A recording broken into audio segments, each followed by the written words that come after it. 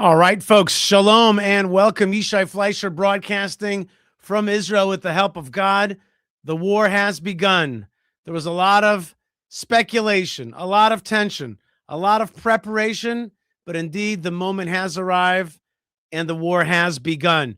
And the war has begun with an utter bang.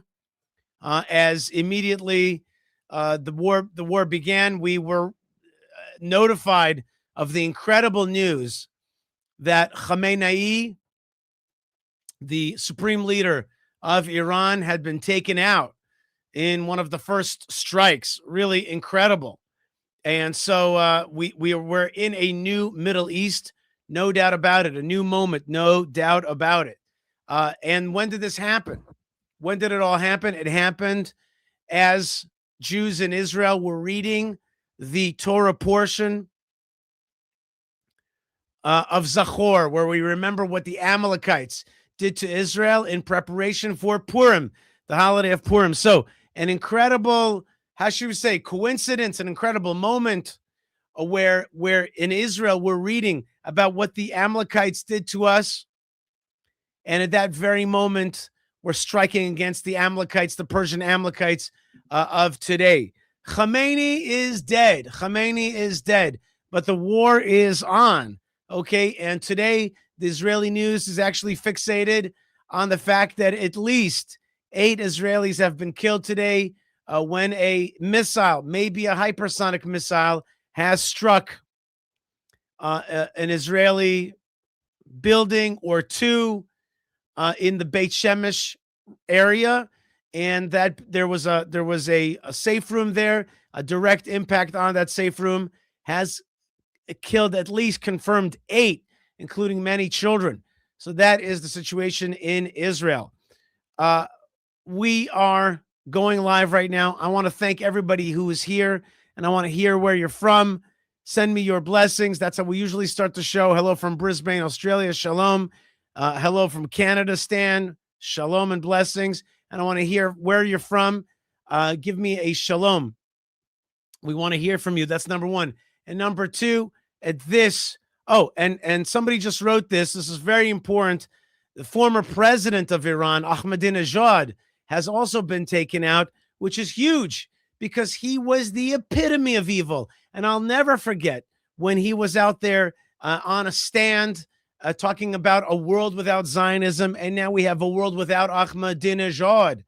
And we're having shaloms from everybody, including Ireland and Long Island and California and Mississippi and Texas and Louisiana and Switzerland, Bern and Germany and South Africa, Niagara Falls, Tulsa, Norway, places from all over the world. You know what? For a second here, I'm just going to stick up the comment thing so you could see it for yourself.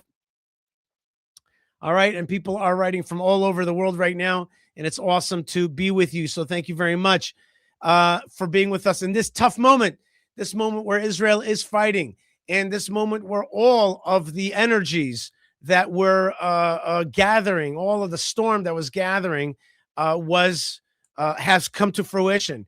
And it was not the United States that started the attack. It was rather Israel. Israel struck its enemies. Israel killed the head of the snake, the head of the octopus, Khamenei. And it's an incredible moment. I want to remind you that if you want to support Israel at this moment, if you want to support the show, then please super chat. You can super chat through the various channels. Do a super chat. It makes a big difference. And support us as we fight for Israel by going to fightforisrael.org or buymeacoffee.com/Yishai. You can like, subscribe, and comment. And we need your support, and Israel needs your support right now. Let's just look at the Israeli news, what they're playing right now. I have I-24 on here, and you can see that they're talking about 9 murdered in Beit Shemesh as a rocket hit a house in Beit Shemesh. And it says right there that they're continuing the efforts to rescue people from this safe room. Okay. People are still stuck there potentially. 28 injured, 2 critically injured, 2 moderately injured, 24 lightly injured, but 9 murdered. And this is important because if you would have come on the show, if I would have been live just this morning, I would have told you, it's all about the killing of the evil Khamenei, and everybody was celebrating the death of Khamenei, and there's a lot to celebrate, no doubt, but at the same time, uh, the war continues and has to be taken seriously. And as I always say on this show, my friends, I always say we have to take our enemies seriously. We can never take them lightly. We have to take them quite seriously. We have a lot of guests hopefully coming to see you. And let's also hear from people that are on the ground in various ways. Let me send more invites to people right now, including Iranian folks. I'm just writing to them right now. And of course, when we talk about all the stuff, the other thing is we have to, of course, pray to the God of Israel, and we're all asking you for your prayers and for your strength right now. We all need it. Yes, there are questions if the Arab countries have been hit, no doubt. Iran has been striking at the UAE, at Bahrain, at Qatar, at Saudi Arabia, basically hitting all of the other Arab, the Muslim countries. So that is definitely what's happening, no doubt about it. Let me show you just a few videos about what's happening right now, so you can get a sense of the tension. For example, here is Dubai, a strike on Dubai. Check this out.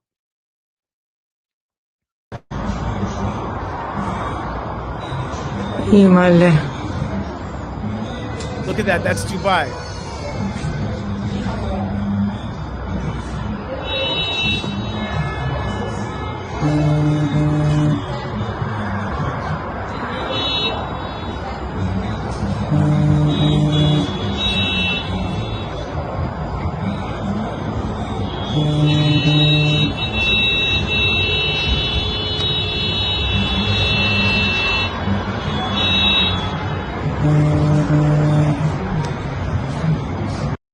So that was a wild strike on Dubai. That goes to show you that it's not just Israel that's being hit, but rather the Arab countries around Iran as well.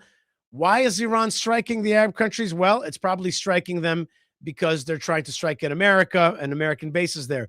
Rolf sends a blessing, and he says, my flight to Israel was canceled. As expected, what happens now is more important. Stay safe and finish the job. Thank you very much, Rolf, and thank you very much for your super chat and your support. Thank you very much, and we hope to see you here soon in the land of Israel. Okay, so Dubai was hit, and you could see what the rockets are like. And I got to tell you that last night, my kids and I were standing on our porch watching the attacks on Israel and watching these rockets, and then our rockets coming to meet them to strike them down before they hurt Jews and Israelis. There were many missiles headed at us, and today one of those missiles sadly was able to strike at an Israeli target. And right now it's reported that there are 9 dead. 9 have been confirmed dead. And they're talking about the efforts to continue to rescue people. But what's kind of been right now put on the second level is the death of both Ahmadinejad, former president, 40 other important high-level Iranian officials, and military commanders and generals. But the most important is Ali Khamenei. He's gone. Khamenei is gone, and that is just an amazing thing. And at the same time that Khamenei is gone, we have Iranians themselves celebrating. They are celebrating right now. Let's watch the Iranians celebrate, and there's so many videos of this. Check this out.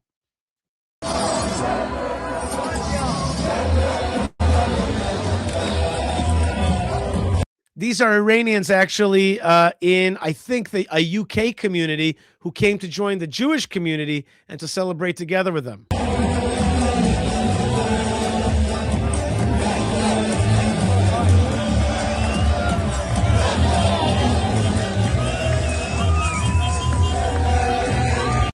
Okay, so what we're watching right now is Iranian people celebrating. Why wouldn't they celebrate? The man who murdered their society, murdered people in the streets who came to protest and said, "We don't want your rulers. We don't want your dictatorship anymore." He set his IRGC, Revolutionary Guard forces, against the Iranian people in the streets. He murdered his own people in horrific fashion, and now he's dead. He is dead, and that's right. There's every reason to celebrate, and yet at the same time to remember that the war is far from over. In fact, I think the war has really begun, and we'll see how long it lasts. But in their death grip, they continue to hurt people and kill Jews and Israelis, striking at Dubai, Bahrain, Saudi Arabia, and other U.S. targets there. The U.S. has entered the war as well. I want to understand exactly what the U.S. is doing. I'm not quite clear on it yet. I think they're keeping it somewhat kind of quiet. I'm trying to understand that. I also want to thank Elazar, my producer today, was helping us out in the comment section. And thank you very much to you, Elazar. Thank you very much to PTT 7000, who is supporting us. No words necessary, just a blessing. Awesome. Thank you very much for that super chat. And thank you for supporting us as we're fighting the fight here in the land of Israel. So we saw the Dubai strike. We saw Iranians celebrating in the streets. And there's also many other important videos I want to show you a video, which is like a very modern thing. Here's Prime Minister Netanyahu with the usage of AI, speaking in the Persian language, asking the Iranian people, saying, this time, go out to the streets, overthrow that regime. This is the big opportunity. Check this out. روزهای آینده ما به هزاران هدف رژیم تروریستی ضربه خواهیم زد. ما شرایط رو برای مردم شجاع ایران فراهم خواهیم کرد تا خود رو از زنجیرهای استبداد رها کنند.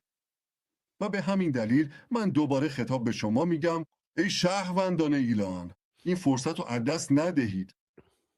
این فرصتی است که فقط یه بار در هر نسل پیش میاد. دست روی دست نگذارید، چون به زودی لحظه شما فرا خواهد رسید. لحظه‌ای که باید به خیابون‌ها بیایید، با حضور میلیونیتون به خیابونا بیایید تا کار رو تمام کنید، تا رژیم وحشتی را که زندگیتون رو تلخ کرده سرنگون کنید. رنج و فداکاری شما بیهوده نخواهد بود. کمکی که آرزوش رو داشتید، این کمک از راه رسیده است. کمک از راه رسیده است. و حالا زمان آن رسیده که برای یک مأموریت تاریخی با هم متحد شوید. ای شهروندان ایران، پارسا، کردا، آذریا، اهوازیا و بلوچا، اکنون زمان آن است که نیروهایتون رو متحد کنید تا رژیم و سرنگون هارید و آینده خود را تضمین نمایید. That's Prime Minister Netanyahu calling on the Iranian people to get out to the streets and to overthrow that regime and to do it now. This is the golden moment. And in the end, nobody can liberate another people. They have to liberate themselves. Israel is doing everything that it can to maximize the opportunity of liberation. And so are the Americans. And so Netanyahu is saying, hey, people of Iran, this is the golden moment. This is the golden moment. I got to tell you that it's hard to receive that golden moment because it was so shocking. The war started. They started bombing. I didn't think that they would kill Khamenei on the first day that he'd be gone. But indeed, he went down on the first day. And you have to respect the fact that he was ready for that fight and ready to die. And there's no question about that. Thank you to Anan Manor. I don't know. Ann Manor. May the God of Israel show himself mighty to the nations. Beautiful. Love that. That's exactly right. I love that. May the God of Israel show himself mighty to the nations. I could keep that up all day. I love that. And thank you to Gabriel. It says, Shema Yisrael, Hashem Elokeinu, Hashem Echad. Hear, O Israel, God, the Lord is our God, the Lord is one. And the meaning of that phrase, that is such a central phrase in Judaism, is that today, the Lord is our God, but in the future, the Lord will be one to all. All right, we have with us our first guest, whose name is Yunus Sadagiani. He is a political broadcaster, investigative journalist, analyst, born in Iran, now based in the UK, an outspoken critic of the Islamic Republic with 200,000 followers altogether, so a real influencer. And it's an honor and a pleasure to have Yunus right now with us as we're talking about the fight in Iran. Yunus, thank you so much for joining us. Thanks for having me. It's a pleasure. It's the second time I'm on your show now, so it's great. It is the second time, and yet right now it's a very different time. Before you were on my show, that was when Khamenei still ruled Iran, and I think was shooting people in the streets, for protesting. And now we're talking about a man who's gone, whose regime is in tatters, but still killing people and still attacking Israel. Give me your report. Give me your perception of how you see things right now. So first of all, as an Iranian, I'm just very happy from the bottom of my heart that Ali Khamenei is dead. He has been killing Iranian people for the last 47 years. He has been torturing and hanging and just killing women, all kinds of different people that went against his power. So on that front, I just wanted to say thank you, Israel. Thank you, America. Thank you, IDF. Thank you, Mr. Benjamin Netanyahu. Thank you, President Trump, for standing by us. And I really salute Israelis, especially for standing by Iranian people, because I think they're the ones that understand our pain. A lot of these countries like Pakistan and a lot of like Muslim majority countries, they don't understand our pain. They don't understand that what happens when Islamic extremism takes over your country.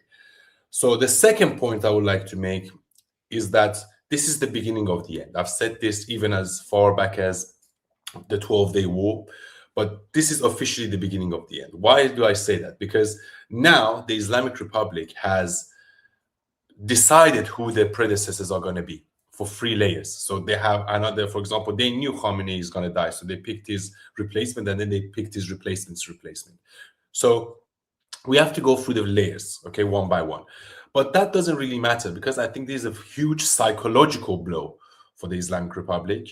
And no matter how many replacements they bring in, the same as Hamas and Hezbollah, I think psychologically, when you kill Ismail Haniyeh or when you kill Nasrallah, that organization is pretty much done. But we shouldn't keep going. We shouldn't lose our focus. We should be vigilant in our approach, because a variety of things can go wrong now. Okay, things could go wrong. We know Iranians need to be united under the Persian and the Sun flag. So we have a transitional government come and take place. So Iran doesn't get separated into 5 or 6 different parts. And I've mentioned this in our last interview. So I'm really hoping for the best. My message to Iranian people is be united, be together, and trust Israelis and America to get the job done. And what are you hearing? Are you hearing anything from the ground? Are you hearing Iranian people talking? Are you hearing from Iran? I'm talking about, like, is there a sense now? There's a lot of videos coming out of celebrations in the streets of Tehran. There's a lot of that. But are you hearing anything, like, how are people feeling? And the biggest question of them all, which is, are the police, the army, the IRGC, are they shooting at people, or are they backing down right now? So every single Iranian person I know is celebrating right now. So don't listen to Western commentators, people like Mamdani and Andrew Tate and Candace Owens and Tucker Carlson and Jane Cougar and the rest of the imbeciles that say, oh, nobody wants this war. Every single Persian person I know wants this war. And me as a Persian, I'm happy from the bottom of my heart that Khamenei is dead and this war has started. And I wouldn't even call it a war. I would call it a rescue operation or a peace operation, because we've been in a war for the last 47 years. This is the ending of a war, not a beginning of a new war. So don't get it confused. Yes, I have seen the videos of Iranians celebrating in the streets, dancing, even in going in the balconies and celebrating and playing music and saying "Death to Khamenei, death to the Islamic Republic." So I have seen all of that. Even in London, there was a huge celebration in the streets of London with Iranian people. Just so Iranians, I would say confidently, 90% of the Iranians are happy that this has happened, unless you're with the Islamic Republic. So the thing is in Iran right now is that the internet is not completely blacked out, but it is. It's very hard to get in contact. They keep jamming the signals. And but the latest news I have is that, even Donald Trump said there has been some uprising in certain provinces, in certain places, but people are following the instructions of Donald Trump.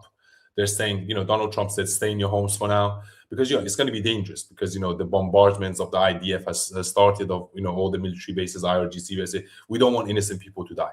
I'm sure when the operation is done, Donald Trump and Benjamin Netanyahu are going to be the first ones to tell us, come out and protest. Let's watch. Yeah. First thing, here's a super chat from William, who says, "Much respect, Yishai, for what you do in his land. I think he is doing great things in the land of Elam, land of Israel. May your voice stay strong." Thank you very much, William, and blessings to you. And thank you so much for all people who are sending us blessings right now. There's a lot of people out there excited. They understand this great moment. By the way, I want to tell you something, Eunice. I've been watching some of the like not such pro-Israel media and stuff. Everybody's trying to play it down. They're trying to play it down. They don't understand this moment. They don't understand this moment. This is a moment that the Middle East is changing forever. First thing, Israel sent out its biggest military airborne strike of all time, 200 planes. They dropped 30 tons on Khamenei. It's the first time they killed a head of state, you know, and we know what this is. We know that this head of state is also the guy who's behind Hezbollah, Hamas, Houthis. We know that they're behind the Amiyah bombings in Buenos Aires. We know that they're behind so much death and destruction. This guy has such a facade with his nice turban, with his sweet glasses, such a kind of peaceful dude. He seemed like like a grandfatherly old guy, but he was a cold-blooded murderer. And we understand that. And so, this is a great moment. On top of that, Eunice, I don't know if you know this, but for us, we're just about to celebrate Purim. 2,500 years ago, we had this issue with anti-Israel folks in Persia, and finally, Haman, who was the number one Nazi, was hanged, and his sons were hanged, and the Nazis were defeated. And it says that the city of Shushan was joyous, Jews and non-Jews. And so that's exactly what we're seeing right now. Let's watch together a little video of Reza Pahlavi. Go ahead. Purim, Purim, we have a celebration coming, Nowruz, which is going to be 2 weeks, 3 weeks in Persia, which marks the first day of the calendar. So that, Purim and Nowruz are actually very similar. It's about new beginnings, fresh beginnings, because, spring is around the corner. Spring usually starts on the 20th of March. So that's when we celebrate our new year in Persian culture. So it's quite interesting. We have quite similar cultures as well. What's the name of that holiday? Nowruz. Okay, good. Nowruz, yeah. I love to learn and hear, even on the show. Of course, we get a chance. Check out. I want to see your comments on Reza Pahlavi. He's making statements right now. He is the how do we call it? The potential king. He's the son of the Shah. He's the leader of the transitional government, I would say. Very good. Okay, I like that very much. Here's statements of the leader of the transitional government, Reza Pahlavi. Be clear about how a free Iran will act towards its neighbors and the world after the fall of this regime. In security and foreign policy, Iran's nuclear military program will end. Support for terrorist groups will cease immediately. A free Iran will work with regional and global partners to confront terrorism in diplomacy.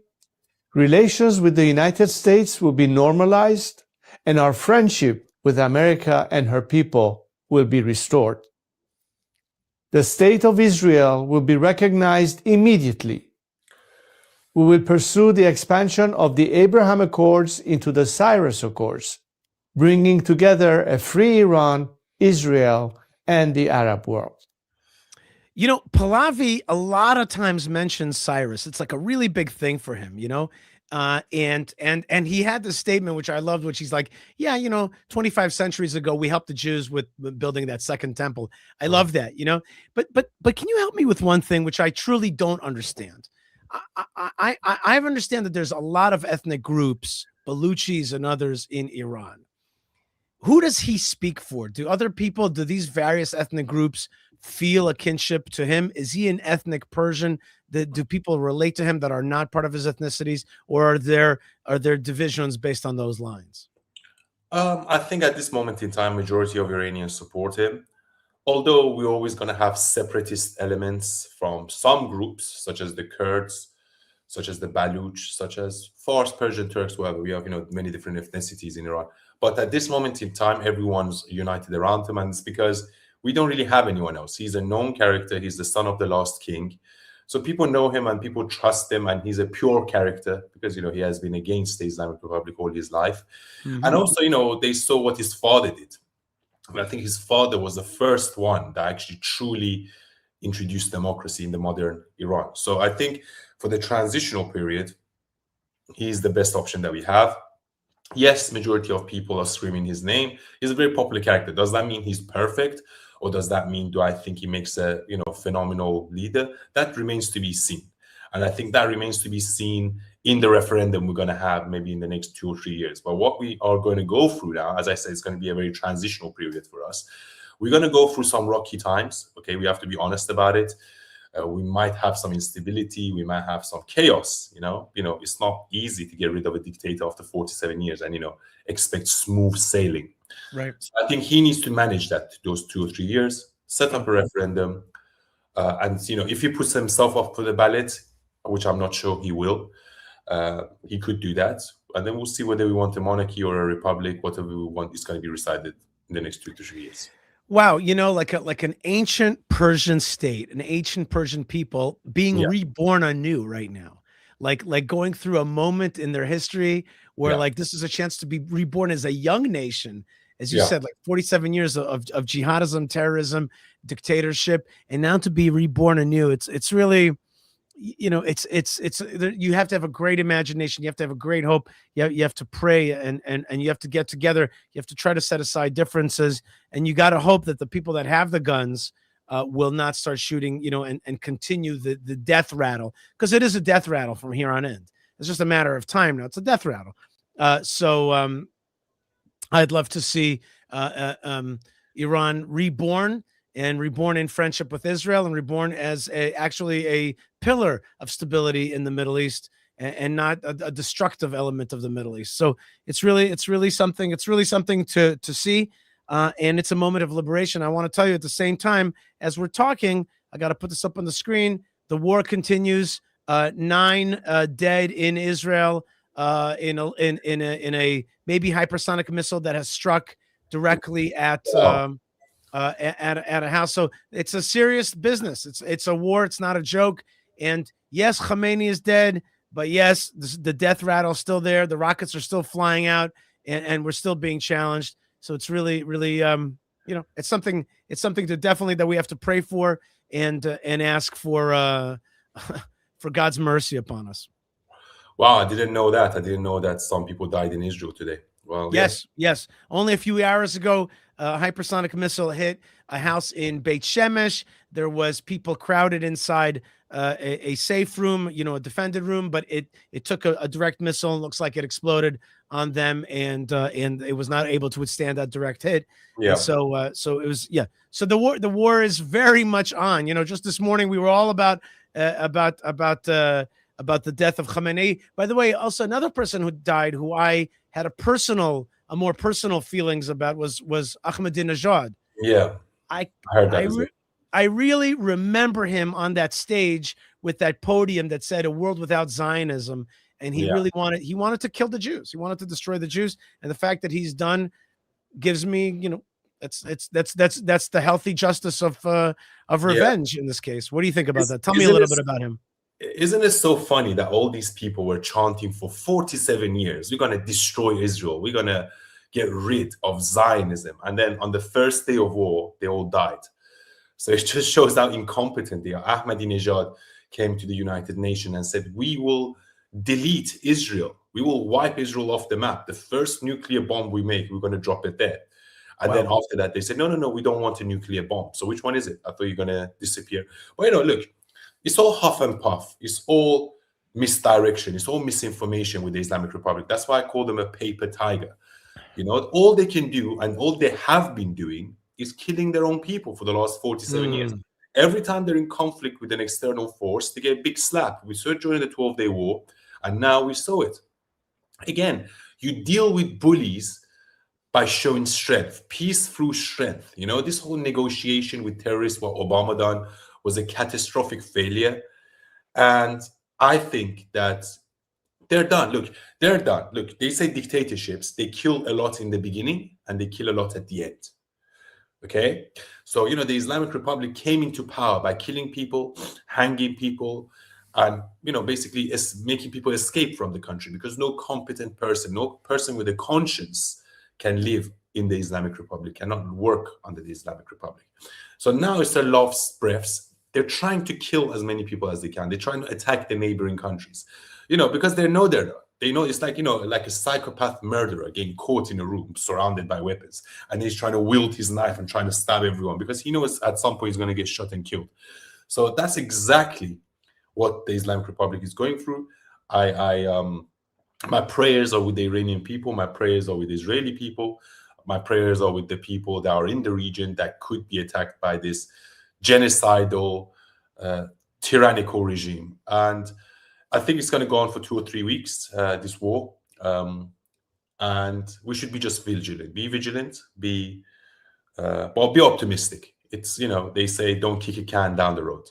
Kill dragons at their lair. Like, don't allow problems to become bigger and bigger. Finish the problem, cut it from the roots, and hopefully we're going to have a great Purim and Nowruz. Inshallah, Bezrat Hashem, with the help of God. Yunus, thank you so much. Yunus Sadigani is a political broadcaster, investigative journalist, analyst, born in Iran, now based in the UK, an outspoken critic of the Islamic Republic, spending years exposing the regime's corruption, authoritarianism, manipulation of Western institutions, over 200,000 followers. Yunus, thank you so much for joining us. And I might be calling on you in the next few days as well. So please be out there and be vigilant, be strong, and stay safe yourself out there. The bad guys are trying to hurt us no matter where we are. For sure. Even through the cyber world, they try to hurt you. So also be careful. Yunus, thanks so much for being with us. Thank you. All right, that was awesome to hear from Yunus. Let's see. 1 second. All right. I'm doing my best here to manage a great show for you guys, showing you the truth from what's happening in Israel. Here's I-24 News. They're talking right now about the attack on the Iranian regime. And really, the main attacks have been on the regime's both missile abilities and their leadership. We have right now with us somebody who's a great expert in Middle East politics and what's going on. It's Jonathan Conricus. You've seen him on other media. He's a senior fellow at FDD, Federation for Defense of Democracies, focused on the Middle East. He served in the IDF for 24 years as a combat commander in Lebanon, Gaza Strip, and also as a military diplomat, foreign relations expert, and international spokesman. He retired as lieutenant colonel, and he was at the UN and provided military and strategic analysis for UN peacekeeping forces. You've seen him everywhere because he's one of Israel's finest spokesmen. Let's get him on. Jonathan Conricus, thank you so much for being with us. I lost you, Ishai, for a second. I can't hear you. Jonathan, you are on. Thank you so much for being with us. Can you hear us? Jonathan, can you hear us? We can hear you. We hear you good. We hear you great. We hear you. Jonathan, we hear you. All right, let's try that again. Me? Yes, sir. Yes, I can. Yes, I can hear you. Okay, I'm lip reading, but I'll tell you a little bit of how I see the current situation. I listened into the previous expert that you had on, and just allow me to, first of all, I really appreciate what you do, Ishai. Super important to get our message out there. I just came off Channel 12 News in Hebrew, one of the biggest stations in Israel, and we were discussing the issue of misinformation and how international media now is focusing on the legality of US and Israeli strikes against Iran and on various niche incidents in Iran with the obvious attempt to try to create a false image as if what Israel and the US are doing against the Iranian regime isn't legitimate, and trying to portray an image as if Israel is striking civilians and causing undue civilian harm. I find it absurd. It's just laughable. What we're seeing just now, I'm sure you covered it, but we have at least 8 murdered Israeli civilians as a result of the impact explosion of an Iranian missile in Beit Shemesh, not far from Jerusalem. That adds up to 2 additional Israeli civilians, 2 women that were murdered yesterday by Iranian missiles. That's at least 10 Israeli civilians murdered by the regime. And what we're seeing is that the Iranian regime is lashing out and firing missiles indiscriminately all across the region. Hundreds of missiles fired at Israel already, or say high number of dozens of missiles fired at Israel already. But towards the United Arab Emirates, more than 150 missiles fired by Iran at the UAE, at Kuwait, at Saudi Arabia. And there are casualties in all of these countries. And just like in Israel, the Iranians are firing at civilian locations, hotels, airports, facilities where there's a large amount of civilians there. This is what the Iranian regime is doing. It is wanton aggression. It is a regime that has absolutely no respect for human life, for decency. And yet we see a lot of the international media pontificating, and pundits and people and the usual anti-Israeli crowd pontificating about what Israel is doing. I want to discuss the legality of Israeli actions against Iran and put things into historic perspective. The Iranian regime has an outspoken, official, clear objective to annihilate the Jewish state. This is a goal of the regime. This isn't something, it's not a talking point. It isn't something that they just say for, domestic political purposes. This is a goal of the regime.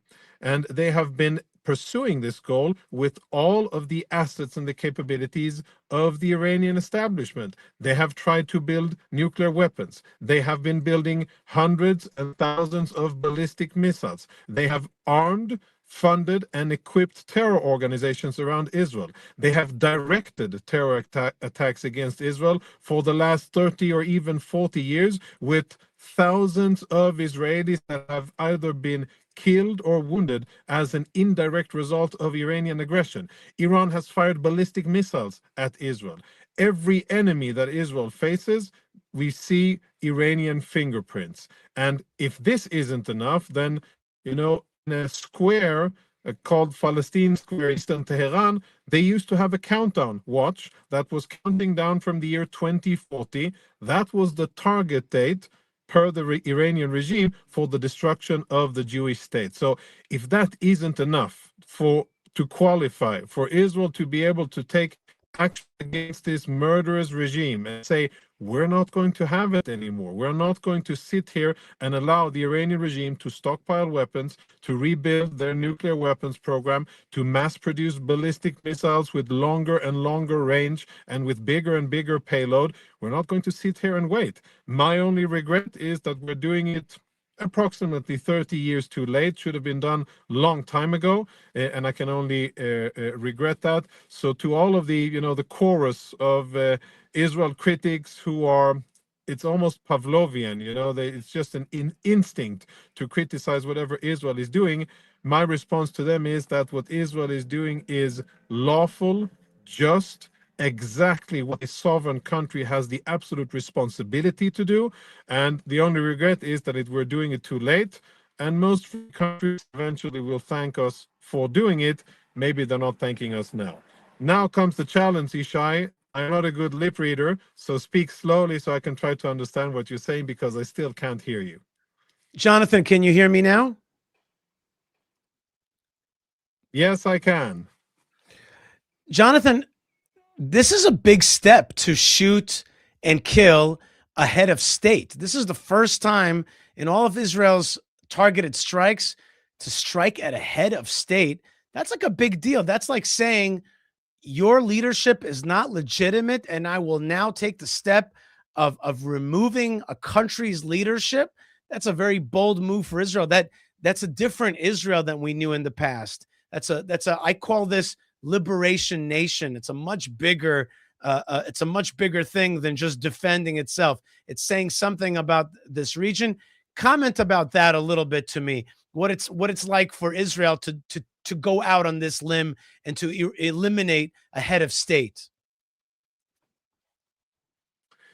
Yeah, I think, he was the longest serving dictator, Ali Khamenei. I think 37 or 38 years as the very cruel leader of the Islamic regime, the oppressor of the Iranian people. And I would, downscale him a bit, and I'd say that the Iranian regime was basically a terror organization that had a nation state harnessed to its capabilities. I see it in that sense. Yes, head of state, definitely, but I look at him as an arch terrorist. He was the guy who came up with the plan to annihilate Israel. He was the driving force, the political driving force behind building the ring of fire of terrorist organizations around Israel, Hezbollah, Islamic Jihad, Hamas, Houthis, etc.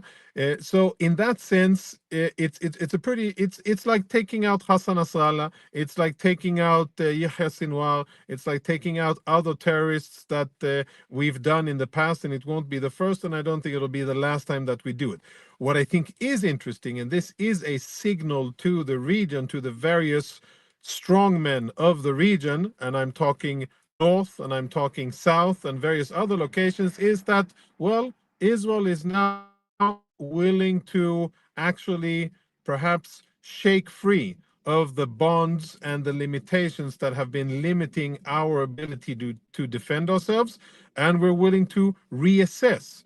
If you are driving a country on a direct collision course against Israel, you are not immune from the responsibility and from the consequences that follow. And I think that's a strong message here to despots, strongmen, tyrants of the region. And I think it's a very important one. I'm not saying and insinuating that this is what Israel will do in the future. And I don't know that we have plans to take out other. But I think it's a very important message for terrorists, whether they are just heads of terror organizations or actually lead nation states, to have that as part of their calculations when they think and ponder their strategy towards Israel. Prime Minister Netanyahu, Jonathan, I hope you can hear me. Prime Minister Netanyahu, he's been talking about Iran. I heard him speaking about Iran 25 years ago at APAC, talking about the dangers of a nuclear Iran, talking about this thing. Like, this is a big moment for him. And he's surrounded by a team, a nationalist government, people like Israel Katz as defense minister, the Trump administration, Marco Rubio, Pete Hegseth. There's a constellation here. There was an opportunity here, and it seemed to me that he knew inside that this opportunity cannot be missed. Then there was this big amassing of an armada, of an American armada. Tell me a little bit about Netanyahu, Trump, the amassing of these forces, the effort to negotiate, in good faith, I'm guessing, but the failure of those negotiations. Give me a little bit of an insight into the people that made this decision and the green light that led to this attack and the death of Khamenei. Yeah, I think it's many years of hard work, many years of persistence. I work at FDD, the Foundation for Defense of Democracies. The seniors in my organization, like Mark Dubovitz and Cliff May, have been speaking about researching, petitioning against, and lobbying against the Islamic regime for that time, for more than 20 years. So it's a very big moment for anybody in the world who values freedom, who cherishes human life, who cherishes the rule of law, civil liberties, democracy. It's a great moment because for the first time in a very long time, an evil, oppressive regime is being held accountable for its horrible actions. I'm very grateful for the alliance that we have with the US. I'm very grateful for the leadership of President Trump. I think this would not have happened without him. His team, his team of senior cabinet members, and the people that you mentioned, Secretary of State Rubio, Secretary of War Hegseth, and many of the other people surrounding the president, I think are exactly the type of American patriots that think, okay, what we're going to do here is work together with the strongest and the most serious ally that we have in the region, which is Israel, no doubt. And together we're going to do some heavy lifting and we're going to serve American purposes. We're going to do good for the US by actually working with the Israelis. The Israelis know how to fight. The Israelis put their money where their mouth is, and we're going to do it together. And this is going to be good for the US in the long run. It's going to be good for the US because everybody in the world, in China, in Russia, and everybody and all other places, they're watching and they are taking notice. They're taking notice of this American leadership. They are attentive to the fact that when the US president lays down a deadline, you better adapt to it and you better honor that deadline, or else there are consequences. The world is now seeing that, and that is something that I think has had a bit of depreciating value over the years, and I'm happy to see that restore. The US is working together with Israel to flex its muscles in the region, and I think when this operation is done, the US will be in the most dominant strategic position globally to pursue the national interests of the US, thanks to the fact that the US is partnering up with Israel and demolishing an old and bitter enemy of the US, the Islamic Republic of Iran. So it's a great moment of cooperation. We're doing good for the region. We're doing good for Israel, for the US, for the Iranian people. I won't be hypocritical and say that we're risking the lives of Israeli pilots to free the Iranian people. We aren't, and that would be dishonest to say. But I'm happy to say that that this has the added effect of also giving the Iranian people the best opportunity that they will ever have to actually reclaim the country. But this is America first. From an American perspective, Israel is very happy that this is happening, and I can say that I'm happy how the level of intimacy and absolute 100% transparent cooperation planning between U.S. and Israeli armed forces. I've never seen anything like it. It is unprecedented. I think the results show just how close and how well coordinated we are, and I hope that we'll be able to continue to operate at this world-class level of military operations. Jonathan Conricus is a senior fellow at FDD, Federation for Defense of Democracies, focused on Middle East. He served in the IDF for 24 years as a military diplomat as well, in the field of battle first, then a military diplomat, retiring as lieutenant colonel and continuing now the fight on the battlefront of the narrative warfare. Really one of the most eloquent and strong speakers that we have out there to defend Israel's rights and to defend our rights to prosecute this war against terrorism, against regional jihadism, against the people who have called for so many years, death to America, death to Israel, and now they're the ones to go. I was particularly happy, by the way, to also see the death of Ahmadinejad. Did that not feel satisfying to see the guy who stood on stage there and said for so long, a world without Zionism, to see a world without Ahmadinejad? Wasn't that a special thing, a special bonus there? Yeah, in Arabic we say "Kul kalbi jumo." Every dog has his day, and Ahmadinejad was really a purveyor of hatred, of violence, of bigotry. He was an extremely cruel oppressor of the Iranian people. He really was a driving force behind regional terrorism of the Iranian regime in the Middle East. And he was an enemy of the Jewish people. He was an enemy of freedom. He was a bad and evil man. He made it easy in a certain sense to explain what the Iranian regime was about, because he was honest and truthful. He hates Israel, he hates Jews, and he wanted to destroy the Jewish state. And he was actually, blunt enough to say it out in the open, and we didn't have to read between the lines. So I'm happy that he's no longer walking among us. And that's another good message for all of the terrorists. It may take us time, it may take us years. Eventually, when you do wrong, when you try to hurt Israel, when you're an enemy of Israel, when you're an enemy of the free world, when you try to kill Americans, eventually we will catch up to you. And I think it's a good development that he is no longer alive. And of course, poetic justice. He wanted to see the undoing of the state of Israel. He has now been undone by the state of Israel and the US, and that's a positive thing.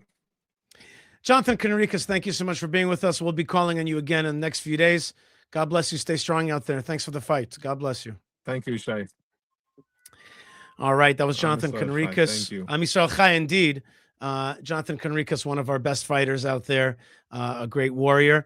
And speaking of great warriors, we have a special guest right now, and that's none other than Jonathan Pollard, a Jewish hero who sat in prison for passing vital information to the state of Israel, and a great analyst, was a naval analyst, and continues to be an analyst of geopolitics and geostrategic warfare. Jonathan Pollard, thank you so much for joining us. It's a pleasure, Yishai. By the way, before I forget, I want to say that it's a real honor for me not only to be talking to you, you're a friend of mine, so I always love the opportunity to talk to you, but it's a hard mission I have now to follow up after Jonathan Conricus. I have nothing but the highest regards for him, and I consider him to be a very gifted warrior on perhaps one of the most difficult fronts that the state of Israel faces. That's the media front. We have very few allies, very few people willing to listen, very few people willing to just tell the truth. So kol hakavod to him, and kol hakavod to you for having him on your show. Absolutely. He really is one of the very best. I also subscribe to your feed, and I love the information that you put out. So, I want to ask you some spiritual questions as well, but let's just get a little picture right now.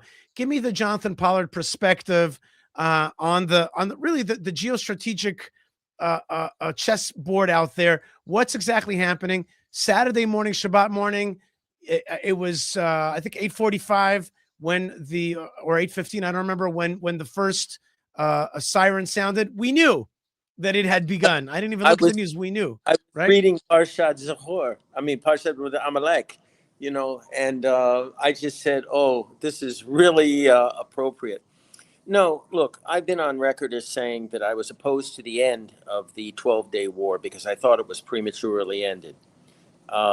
Since that time and until Shabbat, I've been complaining and warning people that the Iranians were rebuilding. This was not a secret. Anybody who read OSINT, open source intelligence, would know this.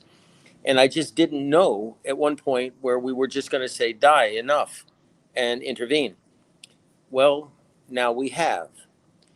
The first minute of this strike was extraordinary. 40 major leaders, both military and political, of the Iranian regime were eliminated. This is a decapitation, if there ever were one.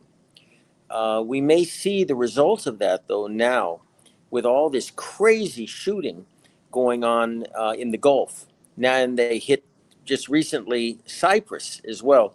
Some people asked me today, called up and said, Wait. Let's clarify that for me. The Iranian regime is shooting at its Arab neighbors. We know about UAE attacks, Bahrain attacks, attacks on Saudi Arabia. Now you're saying there's also an attacks on Cyprus as well? And Qatar. Yeah, they just recently fired off 2 missiles attempting to hit the British base there. Some people have asked me today whether, and by the way, they're hitting Kuwait now. I just saw on the feed they're hitting Kuwait. First of all, they said beforehand that if they were hit, they would amplify the attack to the region. Okay, they're doing it. Other people have asked me today, did I think that because we've more or less decapitated the Revolutionary Guard, is there no central command? And my response to this is no. I mean, the Iranians are professionals. So what they did was they provided all of their battery commanders with a playbook, a targeting book, and that in the event contact with central headquarters was cut off or lost, this is the book you follow. So this is the plan. What's amazing is that they hit the UAE with hundreds of missiles, hundreds of drones, and thank God the UAE was capable of neutralizing most of them that were launched at them. But this is not stopping, and what they're doing is they're making our case for intervening on our behalf. But why are they doing it, Jonathan? Why is Iran not saying to the UAE or to Bahrain or to even Qatar, who's a jihadist state, why would they attack them? Just explain to me the logic here. I would have thought. Go ahead. Okay, first of all, the logic is they're keeping their word. They said beforehand, before any bombs were dropped, that if they were attacked, they would spread this war regionally or beyond and or beyond if they could. So part of this is they have to honor basically the threat they made before the war. It's a question of credibility going forward. The second thing is they feel they may have nothing to lose. I think they understand very well. They understood it before, and now they really understand the fact that we're going to end them one way or the other. We're going to end the regime one way or the other. And so they're flailing. They're going to, it's like Samson, Shimshon. I hate to use that example, but when he said at the end, oh Lord, let me die in the temple of my enemies. Okay, fine. This is what they're doing. They don't understand that this is not how you do that. But they're desperate. And desperate people do, stupid things. And this is really stupid. Now, as far as Qatar is concerned, the thinking there is not because of Al Ubaid base, the U.S. base that's there. They actually want Qatar to tell the United States, stop. Because they feel that Qatar, has, and not unreasonably, that has influence over the White House. So this isn't going to work, though. So what they're doing is they're burning all their bridges. Mm-hmm. One thing that I've been asked a lot over the past week, and it's worth mentioning, is do we understand what the day after is going to be? Right. And I just want to mention that there are some people who are saying, even our friends are saying, listen, you've done a beautiful thing by getting rid of Khamenei, but Iran is not ready. It's not ready to it's going to sink into civil strife. It's not ready to have some kind of different kind of union. It's been ruled for a very long time by dictatorship, and therefore it's going to collapse, and it doesn't have the wherewithal to really be a united nation. So you're kind of doing something that's quite dangerous for the region. Unfortunately, we have no choice. We being both the United States and Israel, we have no choice because the threat level was rising to such a level that if we hadn't intervened now, I'm afraid what the future would have held. Now, look, the United States has never done nation building very well ever since their defeat of Nazi Germany and Imperial Japan. And I would say South Korea as well.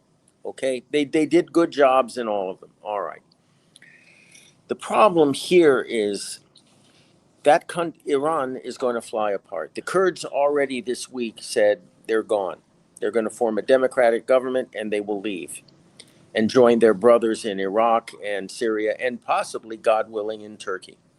The Azeris have been kept down and discriminated against to such a degree that they seem to be willing to, if they can, join up with their brothers and sisters in Azerbaijan.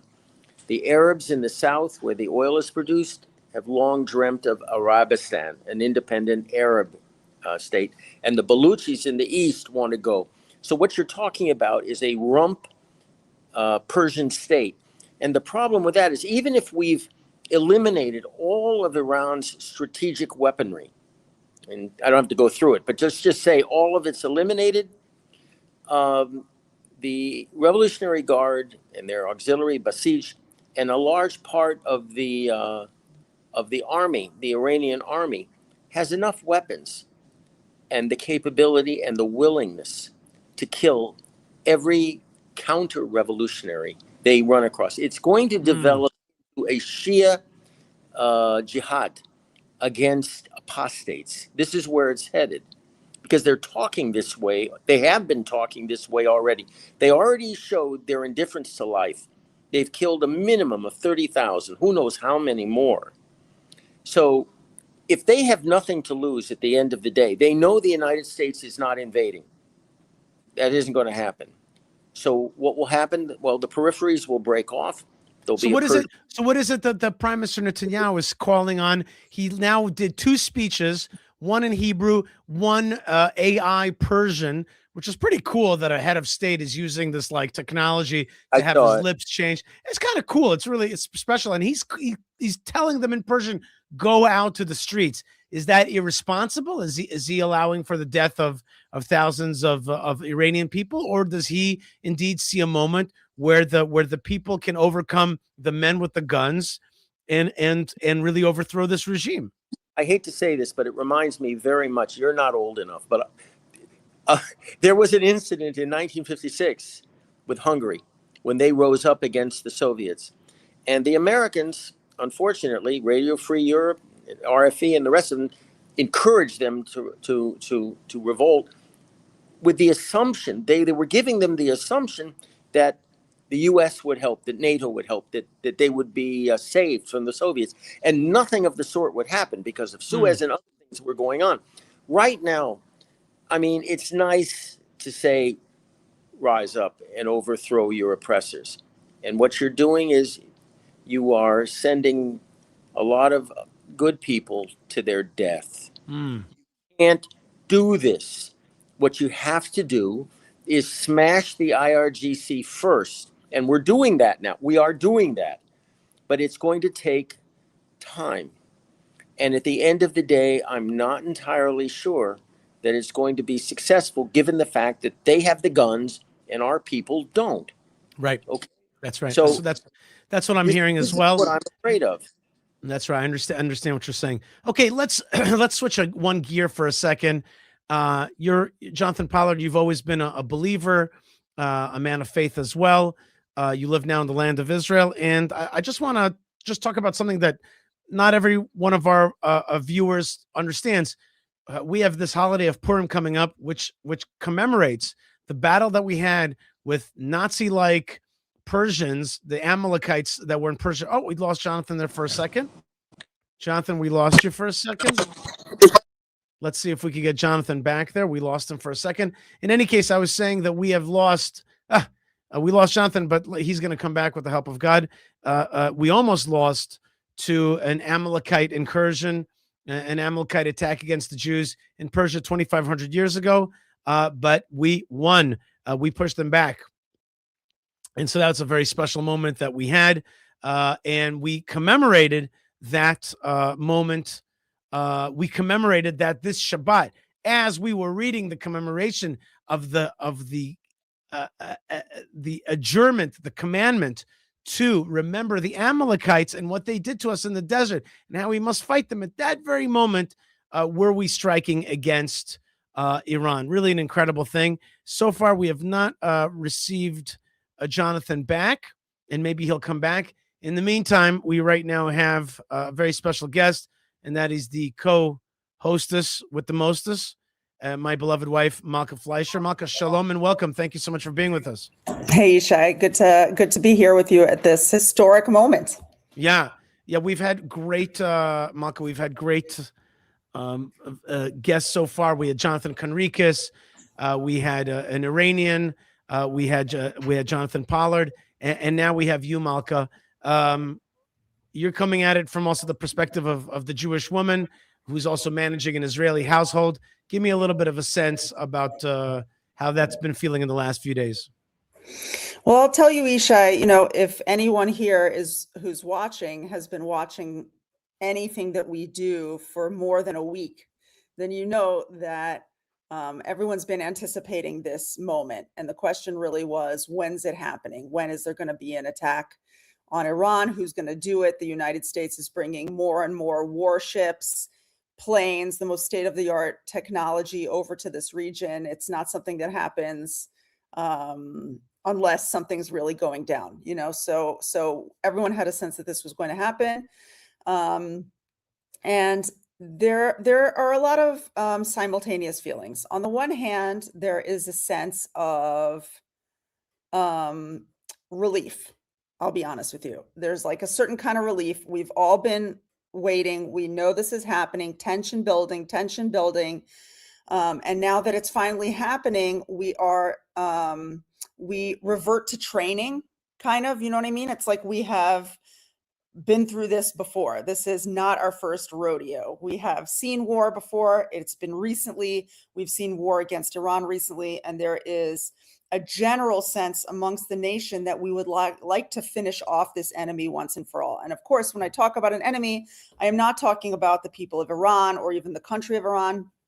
I'm talking about the evil regime, which has its tentacles throughout the whole Middle East and throughout the world, and is puppeteering all kinds of horrific terrorism and violence and oppression in this region and around the world. And the Jewish people, frankly, have gotten, I would say, a lot more courage and confidence from our experience in the last war, both in the Gaza war and in our experience with Iran, even though that's not easy.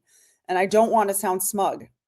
It is hard. You asked me about how it is as a Jewish woman, and I'm not sure it's so different for a Jewish man in the sense that when you're a mother or a father, then both of you together, if everything is working correctly, are dealing with the kids and trying to make everyone feel secure and trying to make people feel like their days are meaningful and productive, and on the one hand, acknowledging the wildness of the situation, the unpredictability, and the scariness.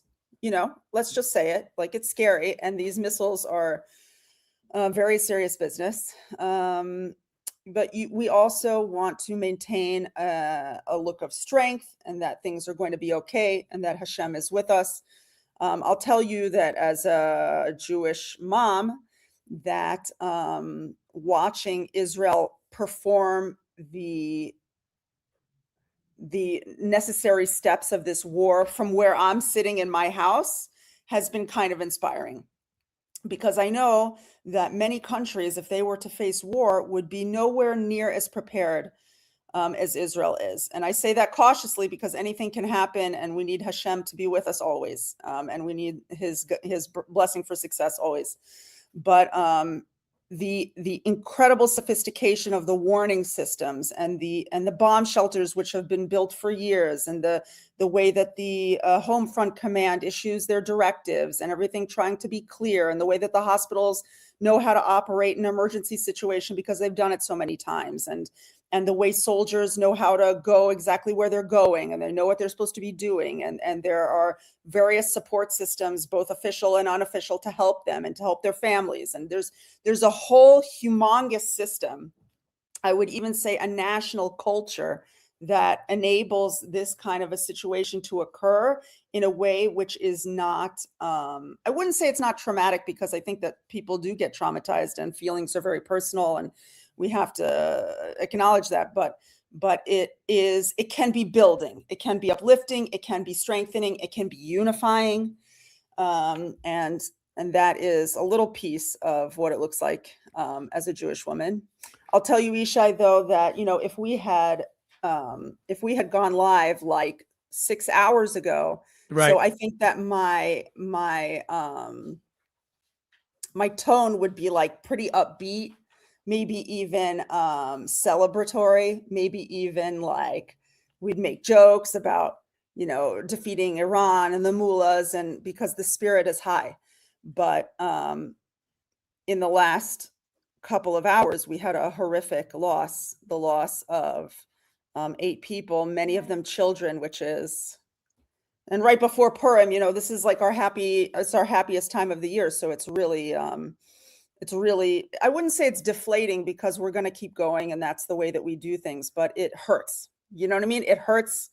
I'm sure that some of our enemies are watching, and I'm therefore not going to tell them anything new. I don't want to give any weapons in the hands of our enemies, but I think that they already know that the Jewish people value and treasure their brothers and sisters, their children, so highly that the worst thing that you can do to us, basically, is to take one of us. And the loss of one of us is felt very powerfully. We lost someone also yesterday in Tel Aviv. There was a direct strike on a building in Tel Aviv, and there were many injured, and one woman was unfortunately lost her life.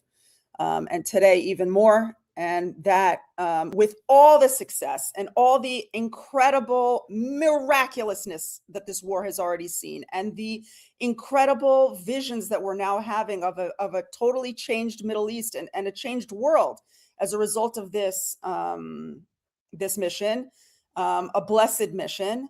I think that, you know, I don't think anyone blames anyone, in the sense that everyone understands that 100% success rate is nearly impossible. So I think that everyone understands that this is not some kind of a horrible failure on the part of the IDF or the leadership or anything, but it brought the mood down. Yeah. People are very pained. That's what happens when you kill our children, for sure. But at the same time, it's important to remember this is a war, and Ahmadinejad is dead, and so is Khamenei, and Right. this evil is going down. And yes, in their death rattle, they take more people with them. Let's watch a few videos together, Malka. First thing, Netanyahu, they've put out videos where they use AI to kind of have Netanyahu speak in different languages. I played one in Persian. Here's one in English. Check this out. Okay. Brothers and sisters, citizens of Israel, a short while ago, Israel and the United States launched a joint campaign, Operation Lion's Roar. The goal of the operation, to end the threat from the Ayatollah regime in Iran. At this hour, the IDF is attacking targets of the oppressive regime, facilities of the Revolutionary Guard and the Basij, and together with the United States military, ballistic missile sites that threaten both Israel and United States forces. This operation will continue as long as necessary. For 47 years, the evil regime in Iran has called out, "Death to Israel, death to America." It has trampled the citizens of its own country, it has terrorized the peoples of the region, and spread an extensive terror network throughout the entire world. It has invested enormous resources to develop atomic bombs and tens of thousands of missiles intended, as it defined it, to wipe Israel off the map of the world. It also armed the terror proxies around us in Gaza, Lebanon, Syria, Iraq, Yemen, Judea, and Samaria, and it has spilled our blood. But if anyone needed further proof regarding the murderous nature of the Ayatollah regime, they received it last month. Because we all saw how this regime of terror in Tehran carried out an unprecedented mass slaughter of the citizens of Iran itself. It murdered in cold blood thousands of children, adults, and the elderly. Tens of thousands were imprisoned, tortured, and humiliated. And why? Only because they sought for themselves a life of freedom and dignity. Somebody is writing, this doesn't sound like Bibi. I said, No. this is Yeah. a kind of AI that they used Who in made Persian. this? Oh, the Iranians made this? No. The Israeli government, I think Netanyahu simply didn't have time. They put out his Hebrew video, was That's translated into Persian, and also into so this into is a English as well. government video? Yeah, this is a government Oh, issued that's video. interesting. I've never seen anything like this. Well, bottom line is that obviously he's been very busy, and so they put out this video. Still, I think I think it's effective.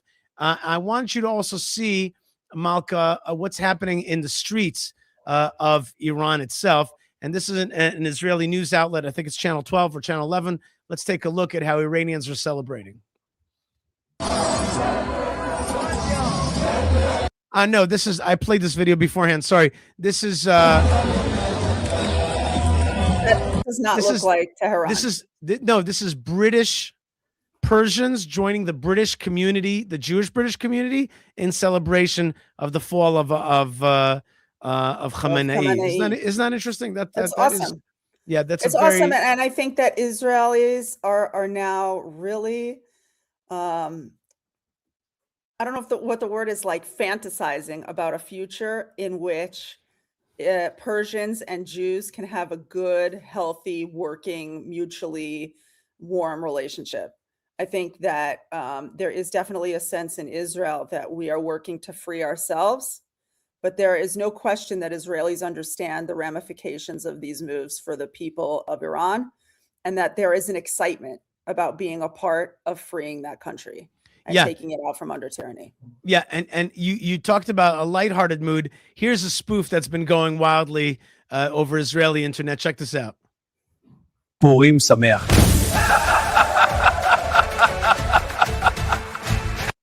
So this is Trump and Netanyahu watching, saying happy Purim, and the guy behind them is Khamenei, and his head kind of explodes, and that has been going very popular. So it's like a Purim spoof, a political spoof. Purim story, yeah. You know what I mean? And it's got that energy, and it's been going all around the internet. It's been saying a lot. And now I want you to watch actually the announcement of President Trump.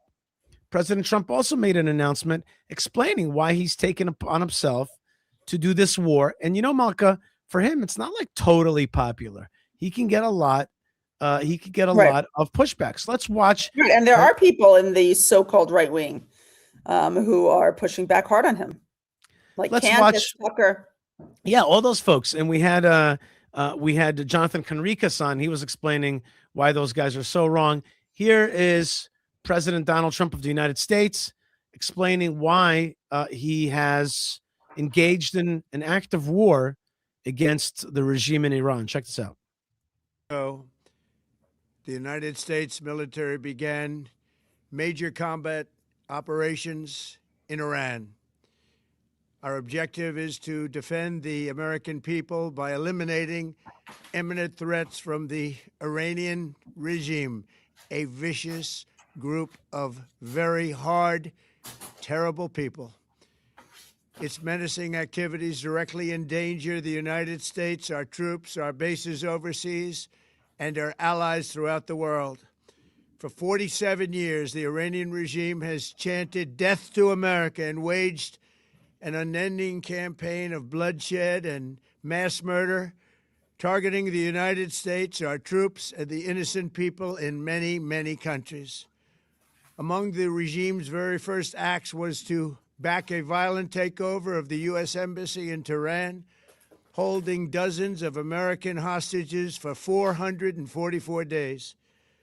In 1983, Iran's proxies carried out the Marine barracks bombing in Beirut that killed 241 American military personnel. In 2000, they knew and were probably involved with the attack on the USS Cole. Many died.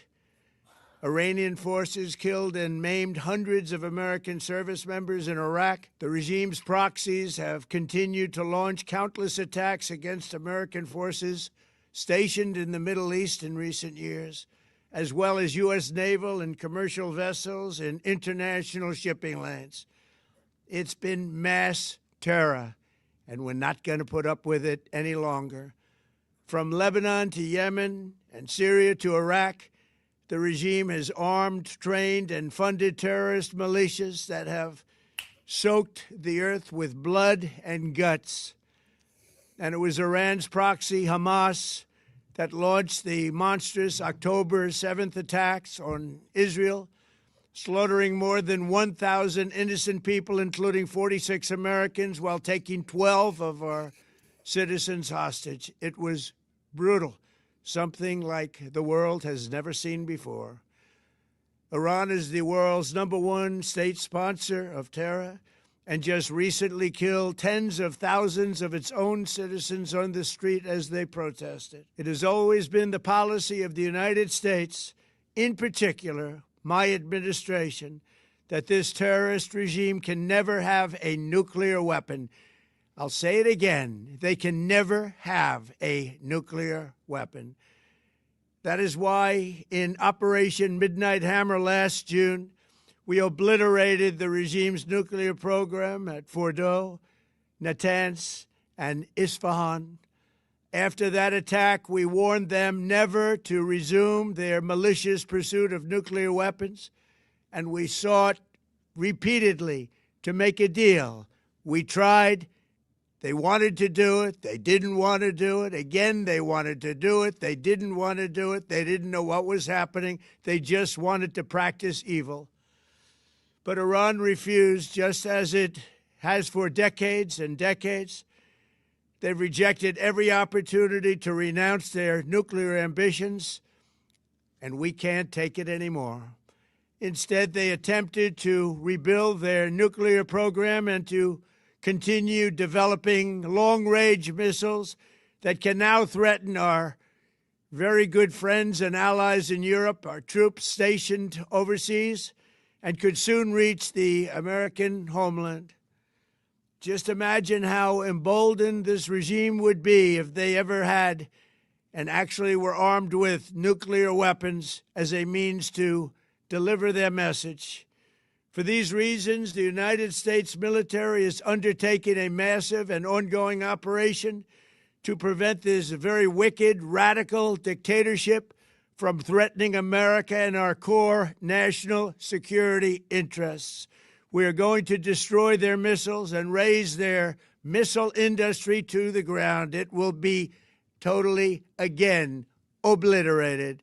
We're going to annihilate their Navy. We're going to ensure that the region's terrorist proxies can no longer destabilize the region or the world and attack our forces and no longer use their IEDs or roadside bombs, as they are sometimes called, to so gravely wound and kill thousands and thousands of people, including many Americans.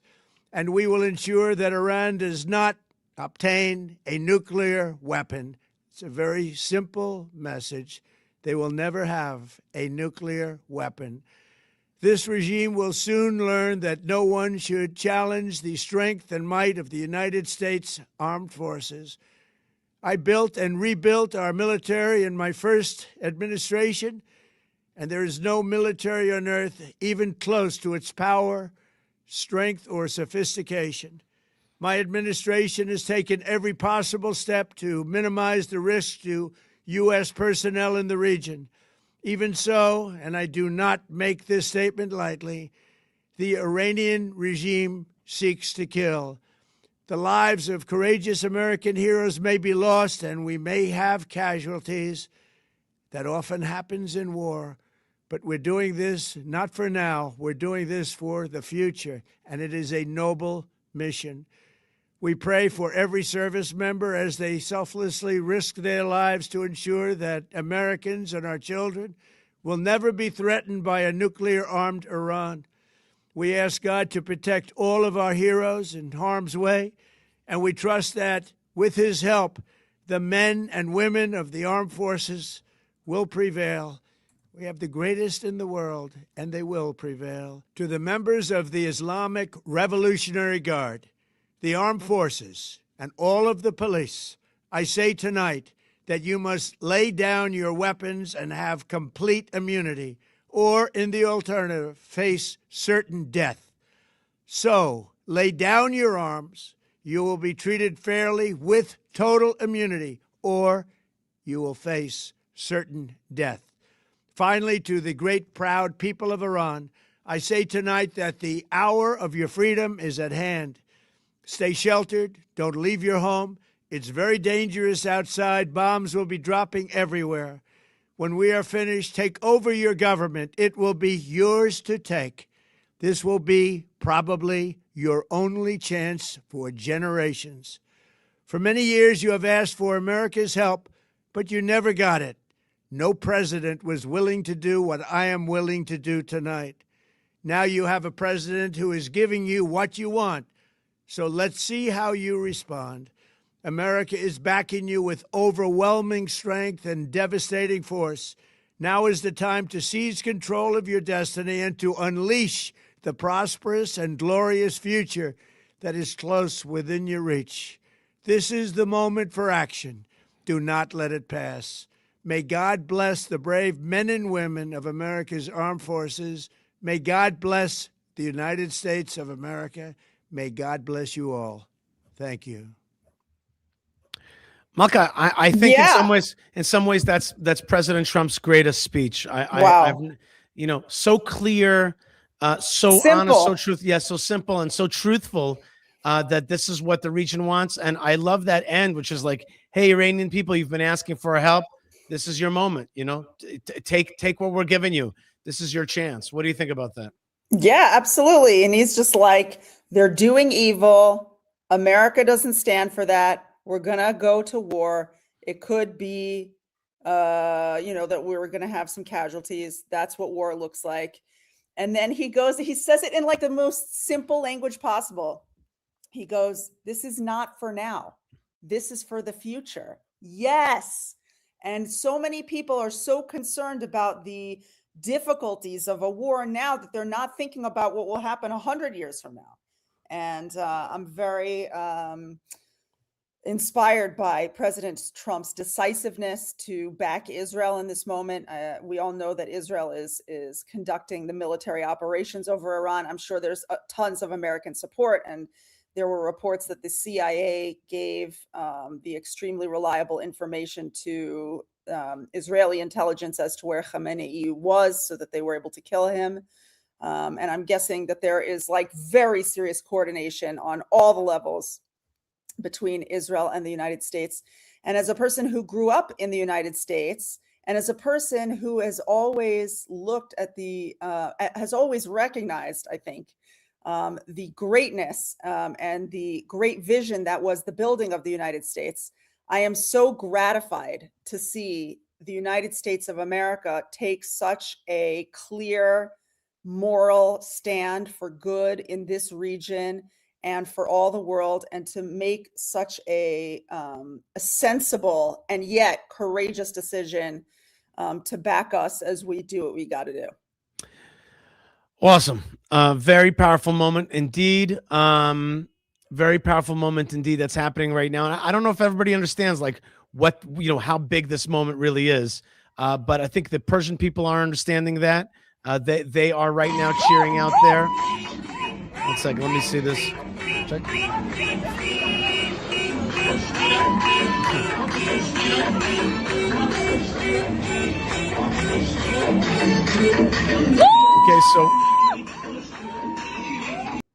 Okay, so there's no scarf. No scarf. Now, I wear a scarf, but that's my choice. And if I decided to take off my scarf, no law system would come after me, and I wouldn't be punished, and I wouldn't be threatened. That is my call. And now the women of Iran, they want to wear a scarf. They don't want to wear a scarf. They feel free to do what they want to do. That is incredible. You should know, Yishai, that Jewish women of all the stripes, all the most religious, all the way to the most secular, look at this moment in time for Iranian women, and we are beyond excited for them. We are thrilled that they will be set free.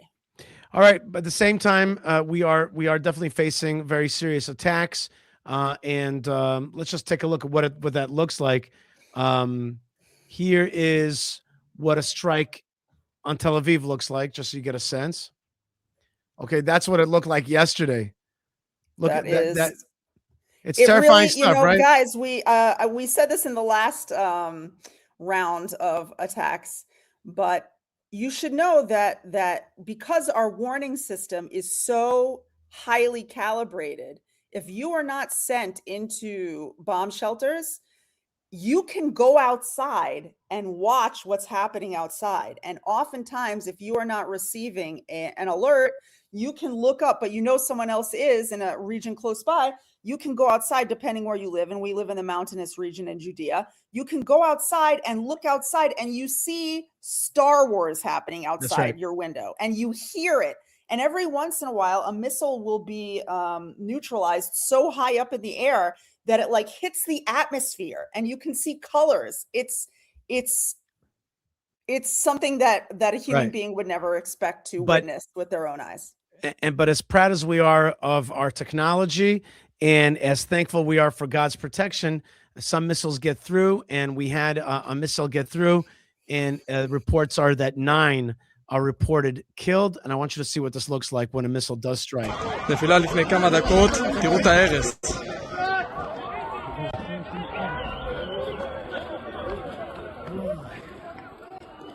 מחפשים נקודים פה. יש חבר'ה במקלט, יש אנשים במקלט.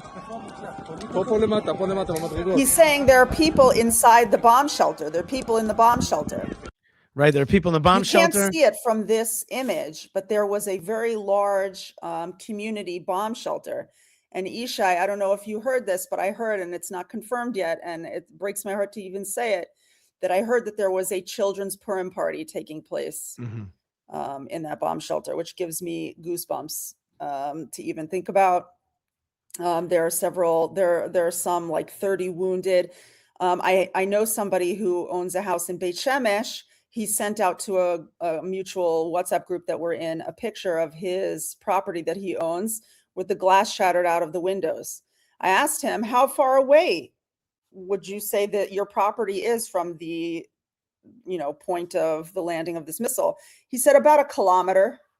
Wow. So the glass shattering, these missiles they're not the same as the missiles that came out of Gaza, which were very destructive.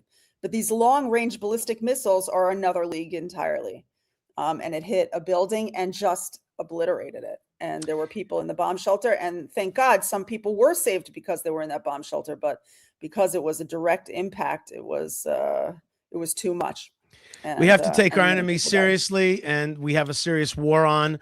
And yes, the leadership of the evil regime has been taken down, but the death rattle is still there, and it's quite dangerous. And this war continues. Malka Fleischer, absolutely, and we cannot afford to be smug. That we cannot be afford to be smug. Celebrate too early. It's great to celebrate, and the destruction of evil is fantastic at whatever level that's happening.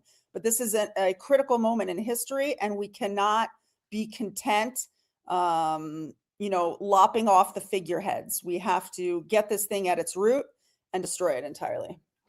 Malka Fleischer, thank you so much for being with us, and a happy Purim. This Purim, miraculous Purim. Yeah, this Purim, we don't just talk about the destruction of Amalek. We actually remember it and take it in do action. It as God commanded. Right. That's right. Exactly. Malka Fleischer, thank you so much for being with us. Bye. Purim Sameach. Purim Sameach. All right, folks, we are in the midst of a big battle with Iran. The big guys have been taken out, but the battle continues. Let's hear from some of our big guys. And one of our best analysts who understands things from the inside is Brigadier General in the Reserves, Amir Avivi, who is the chairman of the IDSF, the Israel Defense and Security Forum, a group of 35,000 reserve soldiers, officers. He's held senior positions, very senior positions in the IDF. It commanded some of the huge regions and battalions. And now he is, I see him every day on Israeli media. And not only is he changing the way officers are thinking and being presented, but also explaining Israel's posture from a strong nationalist point of view. Brigadier General Amir Avivi, thank you so much for being with us in this moment. Okay, I've learned from experience not to put words in your mouth. Give me a picture of what's going on, how you see this war. Did you expect the destruction of the heads of the Iranian mullah regime on the first day? And how do you see the war continuing? Shai, from the very beginning. A very surprising attack. And it's amazing to see that following the 12-day war. Amir, I lost you visually. I can only hear your voice. Is there a... Can I ask you to log back in? We'll wait for you. I'll ask you to log back in, please, because we lost you for a second there. But we hear you. But if you can come, there you go. There you go. Good. Okay. Go ahead, General Avivi. Go ahead.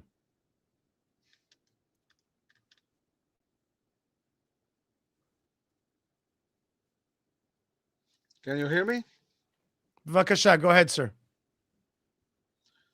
Thank you. So I think that following the 12-day war, where we managed to really start with a big surprise and take out many of the Iranian leaders, the big question was, are we able to do it again?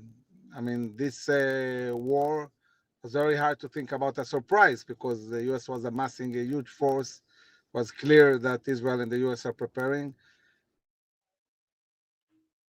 Managed to, really attack by surprise and kill Khamenei, and this is a huge success on the part of Israel, an amazing success. And the following the killing of Khamenei, are you hearing me? I hear you, but I don't see you. I think maybe if you could log back in again a second time, that would be great.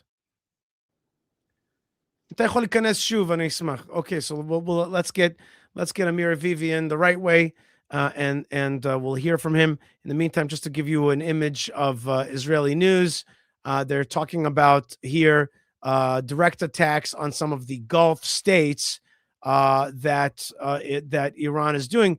Isn't that kind of weird? They're like really attacking their own would-be Muslim allies, but they've basically alienated everybody there, and that's amazing. They're really like showing that they want to go out totally on their own. I want to I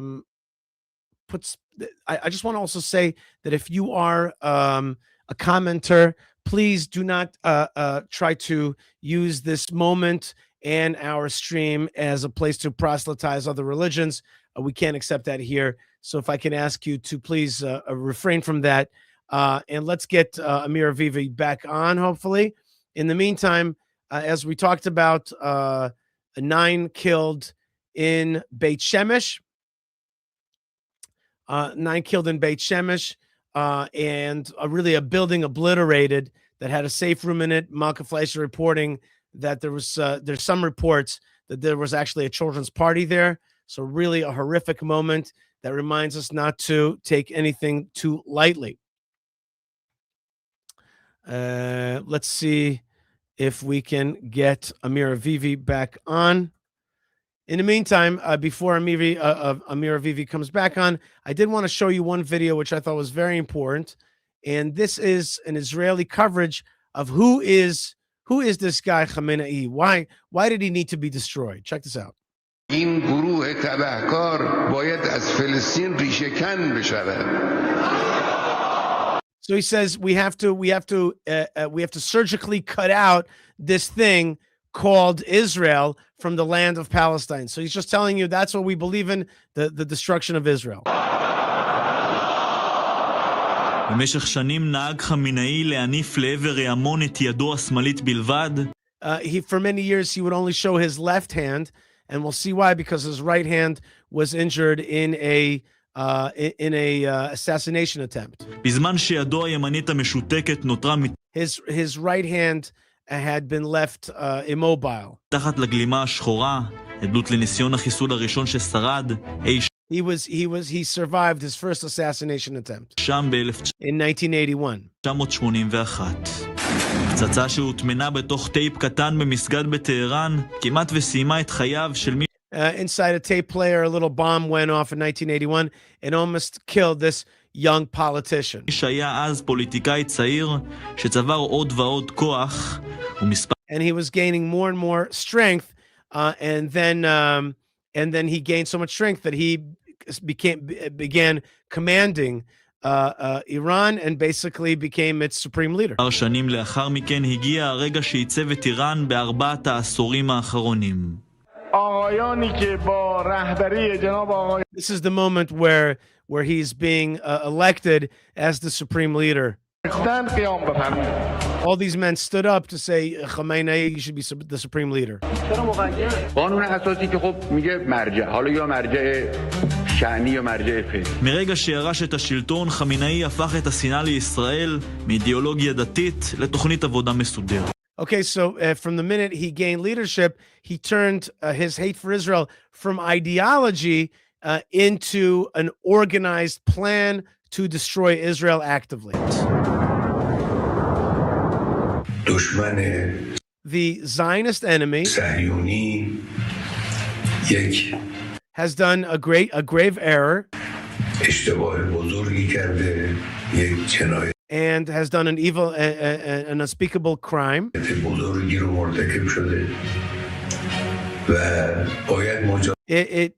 The Zionist enemy needs to be punished, and indeed it will be punished. If any Muslim state will back the Zionist entity, the Zionist enterprise, they should prepare themselves for eternal shame that will sully their history.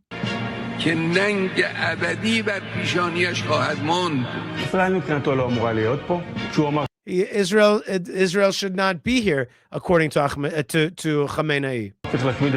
And when he said to destroy Israel, he even said until when. His goal, he said that by 2040 there shall not be an Israel. And indeed, that is what he thought, that by 2040 there wouldn't be an Israel. Let's see if we're getting Brigadier General Amir Avivi back on. Let's take a pause on this. Who is Khamenei? And get back to speaking with Amir Avivi, Brigadier General. All right, hold on one second. Here we go. Okay, looks like we got you in a more secure location there. Do you hear us, Amir Avivi? Shomea otanu? Can't hear you for some reason. I hear you. We hear you perfect. You can hear me? Good. Yes, I can't hear you. Problem. Won't hear the questions. Okay. Why? Okay, I don't know why that is, but we hear you really great. In the meantime, I'll let Brigadier General Avivi work for another minute, and we'll bring you back. We'll bring you in a second. Let's keep going with who is Khamenei. He says they're saying that Khamenei believes every day that Israel is looking to destroy, that the United States is looking to undermine Iran, and that Israel is the little general compared to the United States, which is the big general. That the Israel is the small devil, and the United States is the big devil. Satan, right? Satan, the big Satan and the little Satan.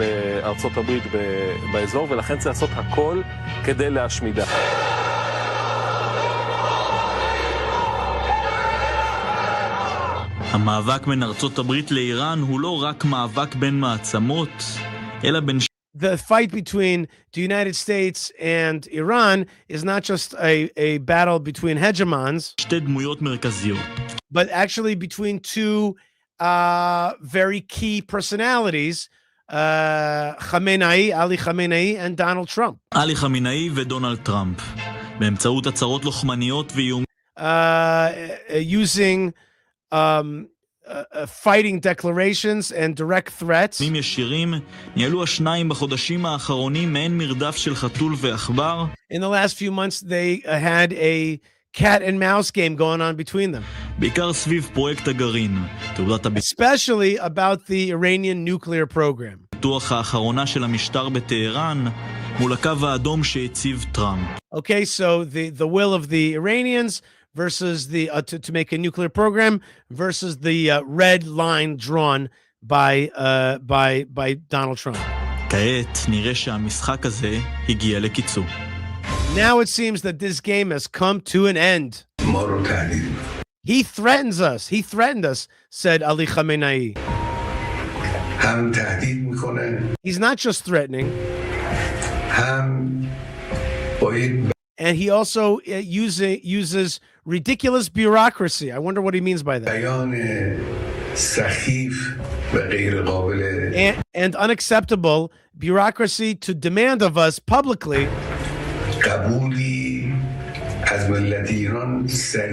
to get the Iranian nation to surrender to him, says Khamenei just in the last few weeks.